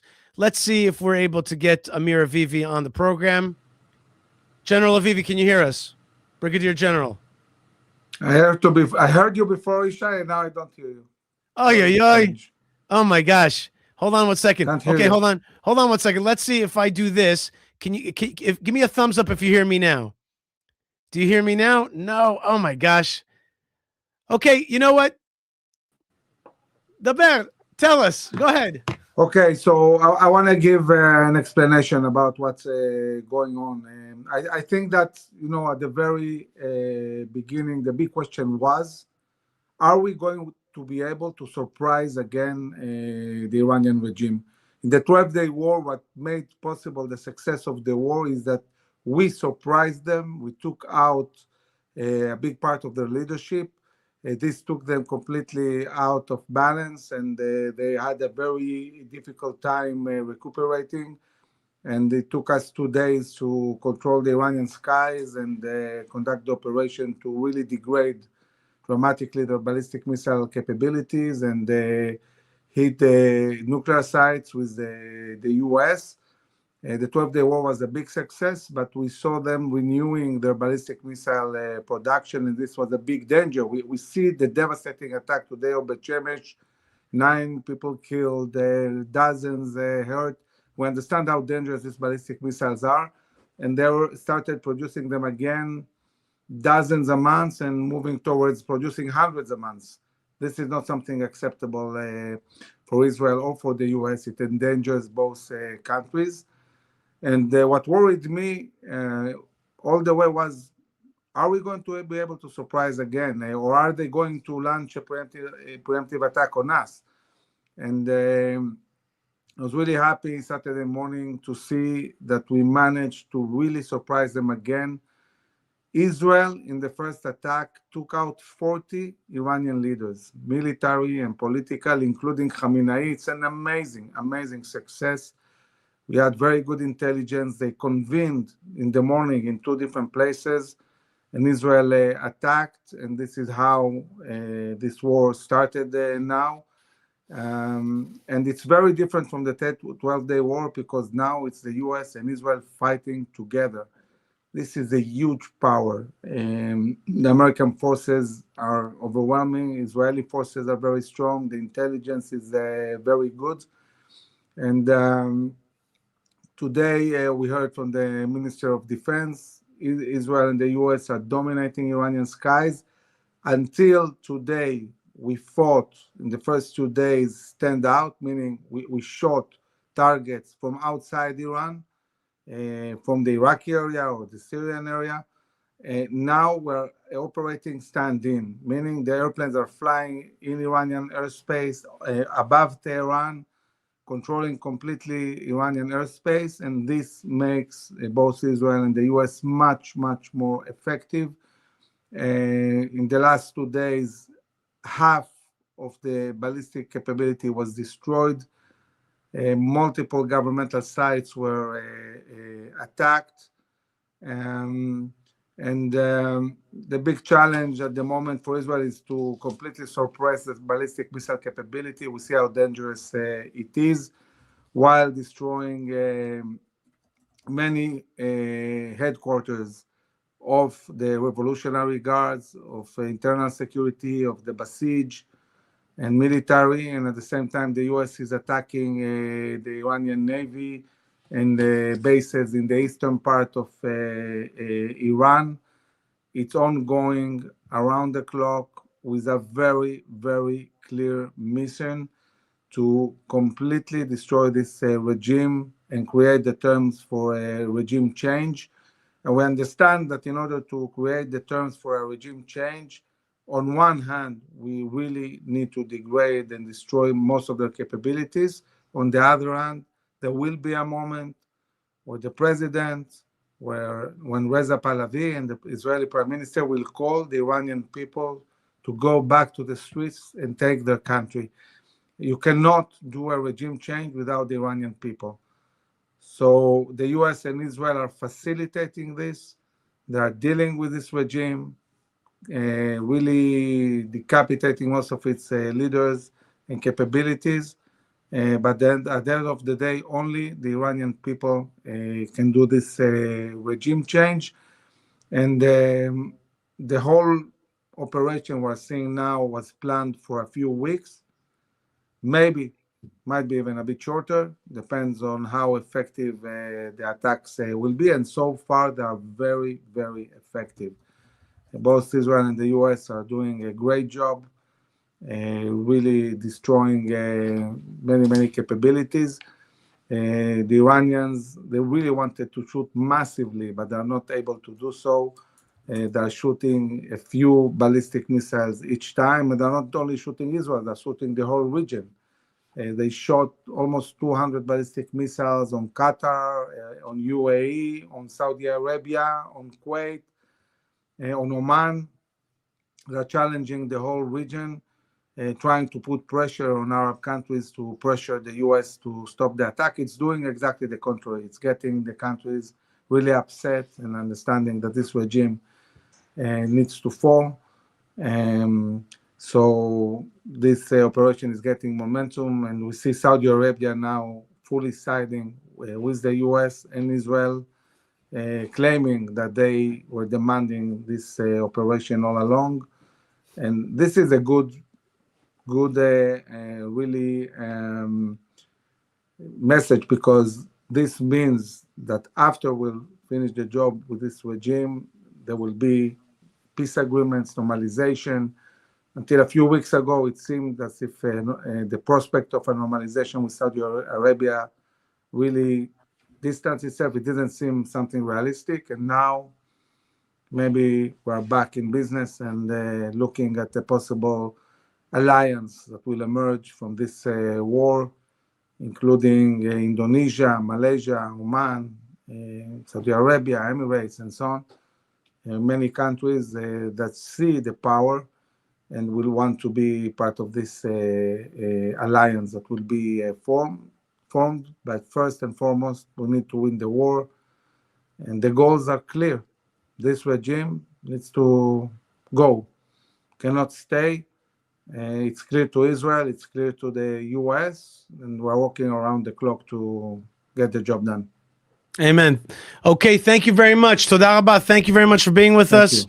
Okay, sir. Thank you very much. That's Brigadier General Amir Avivi, who is a standout Israeli commentator today. He is chairman of the IDSF, the Israel Defense and Security Forum, 35,000 reserve officers under his belt. He's been in top military positions, and now he's out there explaining to people what the goals of this war is. Amazing. Thank you very much for being with us. Okay, I want to finish up with two more things. First, I want to show you what's happening on Israeli news. Okay, they're talking about the mission, what's happening in the war, and the successes of the IDF in these first, I guess, we're getting close to 36 hours, right? It started yesterday morning, Saturday morning Israel time. And somebody asked me whether Jews are allowed to attack an enemy on the Sabbath, and the answer is, of course, it defends Jewish lives, and that comes first. There's news that I didn't see beforehand that Central Command says that 3 U.S. soldiers have been killed. 3 U.S. soldiers have been killed, and so this thing is costing lives. No doubt, a lot of Iranian IRGC lives have been lost and taken because of that they were lined up with this evil regime. But looks like American lives have been lost as well as Israeli, and 9 today, and I think 2 yesterday. So this is definitely a war. Says Enox, he says, I just hope we will see it through this time and not snatch defeat from the jaws of victory as we have done since 1976.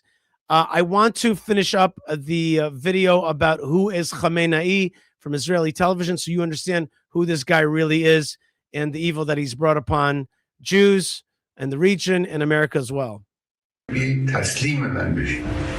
Well, we haven't made a final decision. We're not exactly happy with the way they're negotiating. They cannot have nuclear weapons, and we're not thrilled with the way they're negotiating. So we'll see how it all works. In negotiations, you have to be sure that the other side is going to respect its agreements. Says this, this cutely old man who's actually a mass murderer. And we know that the Americans are not going to respect the agreements. So what's the point of the negotiations, says this man who scuttled the negotiations. I don't think he ever gave up the desire to have nuclear weapons, or at the very least to put Iran into a position where they had to do the least amount of work to get a nuclear weapon for the least amount of time. For 37 years, Khamenei built Iran in his image. Religious, radical, and uncompromising. He was the heavy shadow that suppressed the lives of millions who were oppressed violently.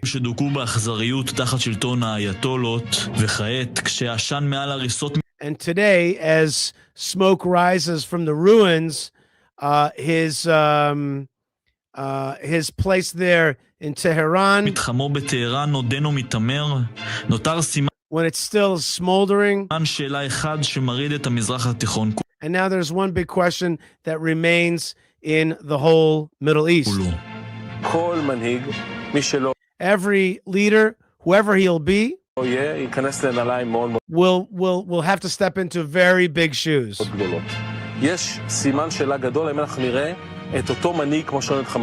The big question is, will we see another Khamenei rise up? And meaning to say an ideologue, a conservative, I wouldn't use that term. And that he will make the dictatorial decisions for Iran.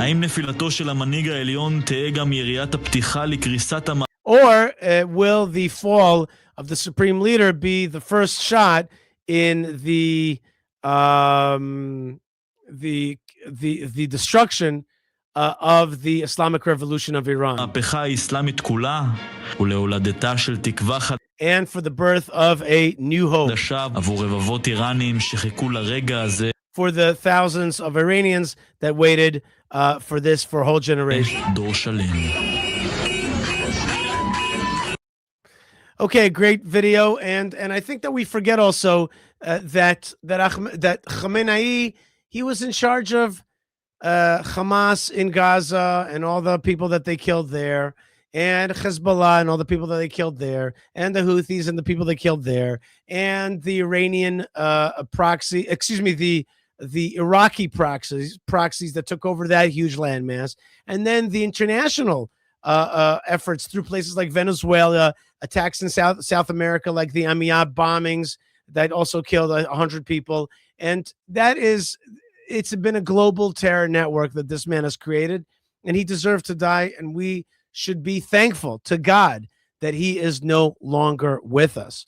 And I want to really bless us that we continue to have God's protection in this war, that Israel remains safe, that the people of Iran are liberated, that we have a real Purim this year.